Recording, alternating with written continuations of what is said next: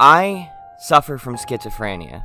Before you jump to any conclusions about me, before that word schizophrenia flashes its stigma and makes you think of serial killers, mass shooters, and the like, let me dispel a few things. I am not Norman Bates. I'm not Ted Bundy.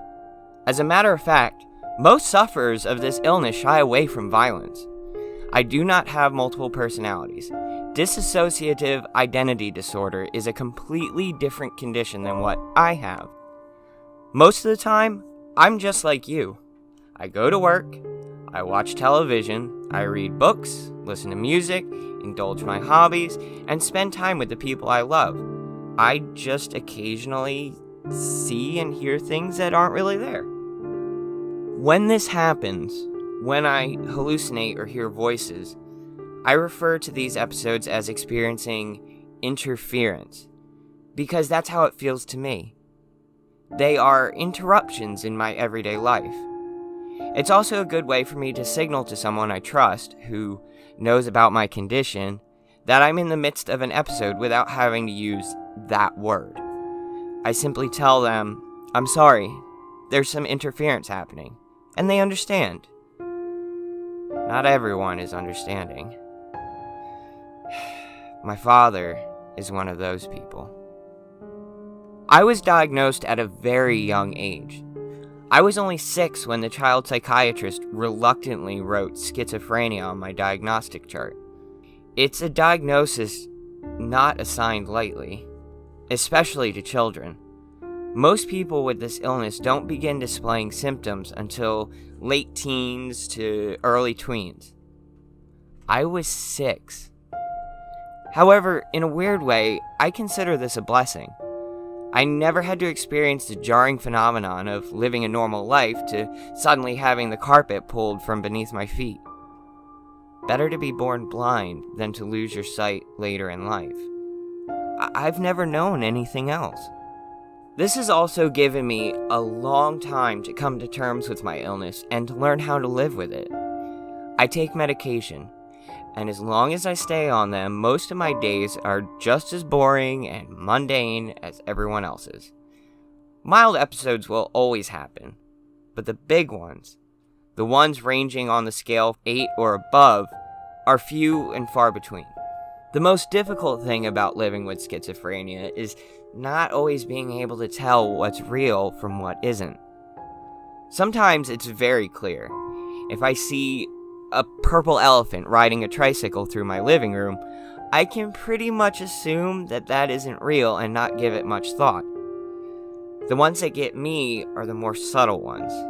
Answering a phone that wasn't ringing, responding to someone calling my name who's not really there, or attempting to sit on a chair that's not really there. This sort of thing can be extremely embarrassing when it happens in public, so I tend to stay away from most people. I know I come across as creepy to some, or strange. It's like they know that there's something off about me, but just can't pinpoint what it is. Another annoying thing about this illness are the delusions. Now, I have been fortunate, though. I haven't been plagued by delusions the way that some schizophrenics are. I don't believe the government has planted a chip in my brain or that I've been abducted by aliens. I don't buy into conspiracy theories or anything like that. However, there is always that danger. I'm always afraid that I'm going to go off the deep end that way, so I avoid anything that might trigger it. Sometimes all it takes is a simple idea to take root. A word, a phrase. It's not always purple elephants. Oftentimes, it's something much worse. One thing I avoid above all else is religion. Now, I don't mean that to sound disrespectful to anyone who is religious. A common delusion for schizophrenics to fall into is the belief that they're hearing the voice of God, or that their hallucinations are actually angels or demons trying to show them visions. I've even had well-meaning people tell me that I'm not mentally ill at all, that I'm gifted. I can see into the spiritual realm, whereas others can't. Of course, that's ridiculous. This is not a gift. Yet I do fear someday believing that. Who wouldn't want to believe that they're special that way? I suppose that's why it's such a common thing. Yet, it's very dangerous thinking. As appealing as the notion of being chosen by God is, the reality is that I have an illness. It isn't pretty, it isn't romantic, it just is. Besides that, I don't have such a great track record with religion. My father, I mentioned him earlier, was a Southern Baptist preacher in the backwoods of Louisiana where I grew up. He was a devout Christian and held his family, myself included, to strict standards. We were examples for the community, and he took that position very seriously. Well, in public anyway. Behind closed doors, things were quite different. My father drank heavily and had a hellfire and brimstone temper. It went even beyond that, however. There was a meanness to him, a side the rest of the congregation never saw. He reveled in his position of power over his followers, and that bled heavily into our home life. We weren't his family. We were his flock. You see this scar across the corner of my mouth? That was delivered with a strip of barbed wire. I could show you my arms and my back as well, but I keep those covered. No matter the weather, I'm always in long sleeves. Having a schizophrenic son was not news my father took well. At first, he didn't believe there was such a thing. He was convinced I was behaving this way for attention, claiming to see things that weren't really there. Then it got more sinister. My father became seized with the idea that I was in fact possessed. My hallucinations were satanic visions. I was hearing the voice of the devil. That's when I stopped being human in my father's eyes. I was no longer his son.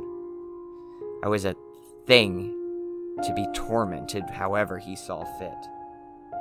He derived a sick pleasure in not just physical torture, the beatings, the burns, the chokings, the cuts, but the psychological torture as well. He stopped calling me by my name and instead used nicknames like Schizo or his personal favorite, Hellspawn.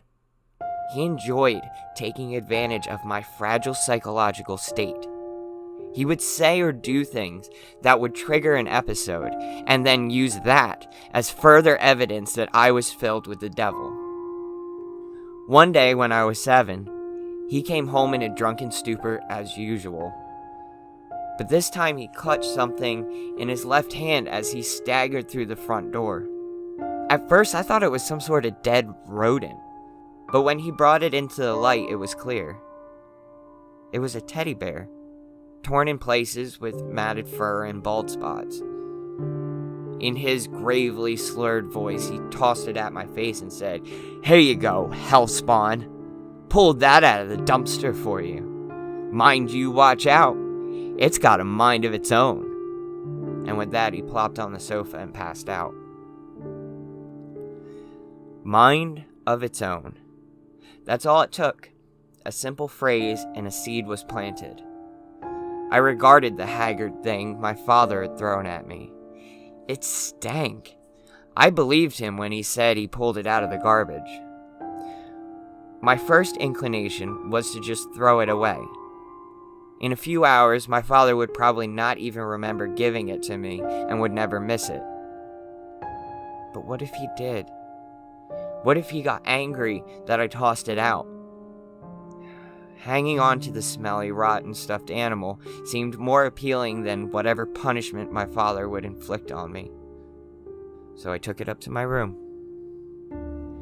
This was most likely some sort of mind game.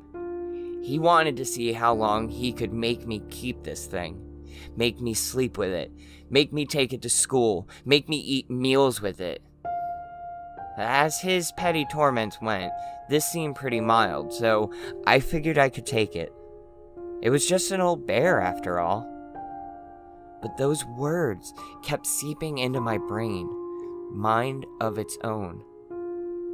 I began to regard the thing with suspicion. When I was 7, I didn't have the discernment skills to be able to tell when a delusion or an episode was about to overtake me. I'm much older now and have lived with it for years. I now have coping skills and strategies I can use to combat things like this. But back then, I didn't. I stared into the beady plastic eyes of the bear, and I could feel it staring back at me. It has a mind of its own. I threw the bear across the room. It landed face down on the wooden floor. I decided then that I wasn't going to take that thing into bed with me. I would just leave it there on the floor. I went to bed, and after what felt like hours of lying still with one eye fixed on the bear, I managed to fall asleep. Now, I'm not sure how long I slept. It may have been a couple hours or just a few minutes. But I was awakened by a strange wooden sound. I say wooden because it sounded like snapping twigs and creaking branches. When I opened my eyes, they were already pointed in the direction where the bear laid, still on the floor. But now it was changing. Its furry limbs twisted and lengthened in a jerking and unnatural way. That was the creaking noise I was hearing. Its arms and legs grew and jerked, lengthening and thinning like spider legs. Finally, it lifted its head from the floor. It was swollen to several times its original size, and distended across from fluffy ear to fluffy ear was a row of sharp teeth that dripped with drool. It opened its jaws and released a roar that shook the room. I felt its hot breath hit me in the face, and I bolted from the bed. I ran into the hall and headed for the stairs. Behind me, I could hear the sounds of crackling wood as the thing lifted itself to its feet. I turned to look, and it scrambled behind me, walking on spindly legs and using its spider-like arms to dig its claws into the opposite walls of the hallway to propel itself forward. The house rattled with its growls. As I reached the stairs, I slipped on the top step and tumbled to the bottom floor. I twisted my ankle in the process and couldn't get back to my feet. I looked up the stairs, and staggering its way down was this monstrosity. No longer a teddy bear, but a scarecrow-like thing with the skin of a teddy bear stretched across its wooden skeleton.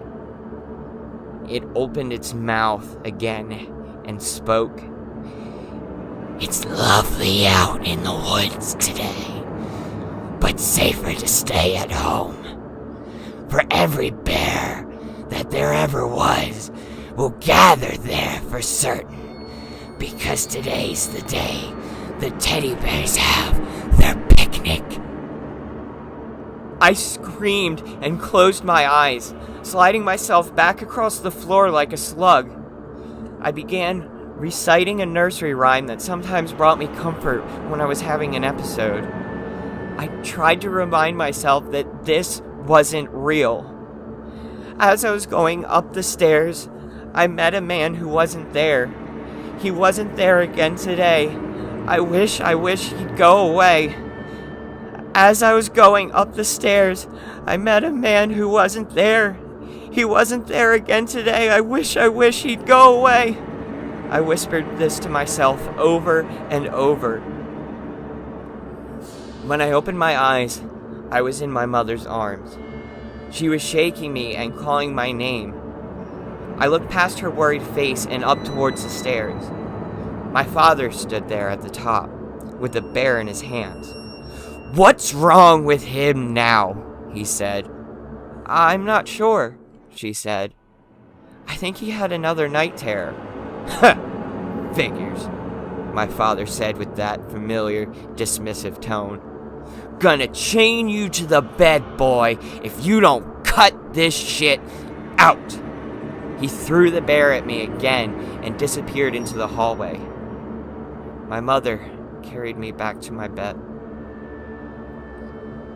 For the next few nights, this happened again and again. The bear would transform into the monster, chasing me, and my mother would find me in various places of the house, hiding in closets or in cabinets, shaking and reciting nursery rhymes.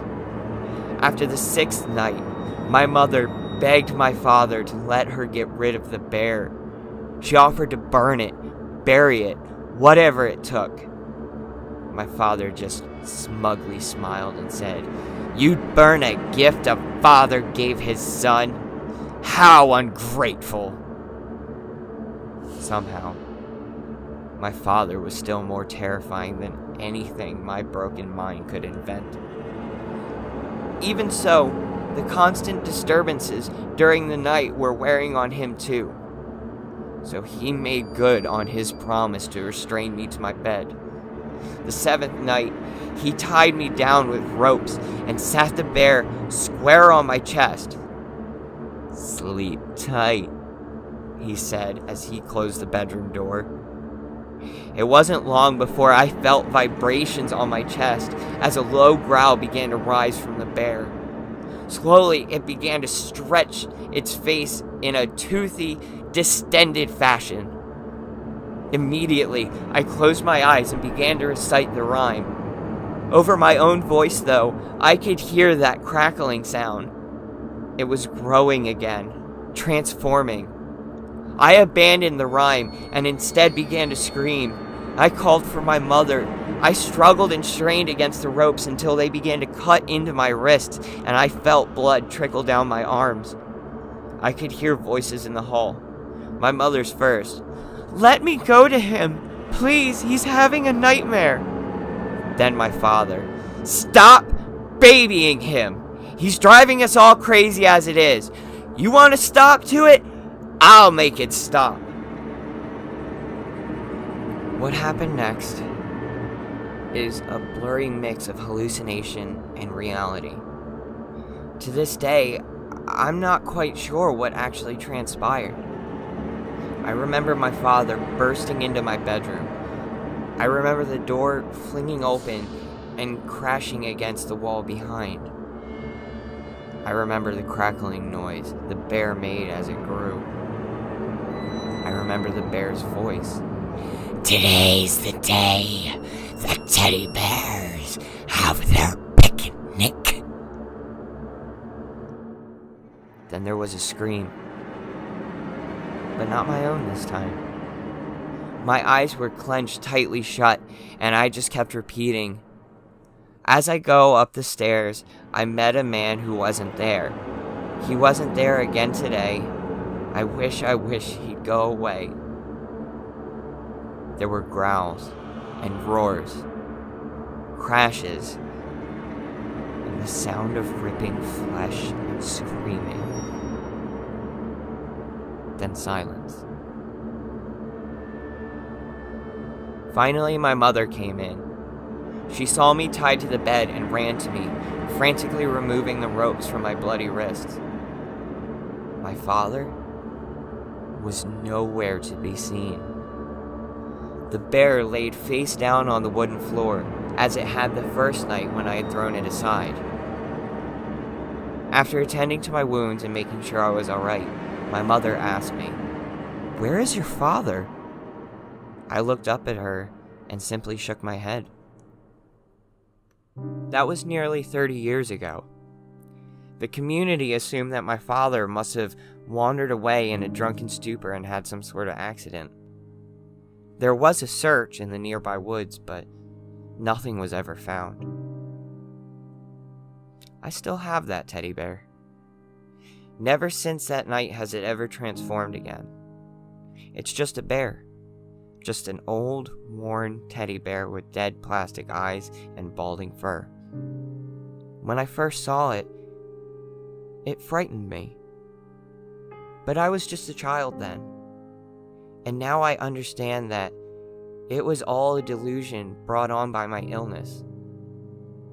However, for some reason I can't quite describe, I have a certain respect for this old thing.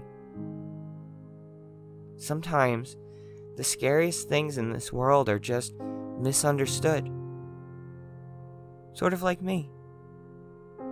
After all of us have a mind of our own.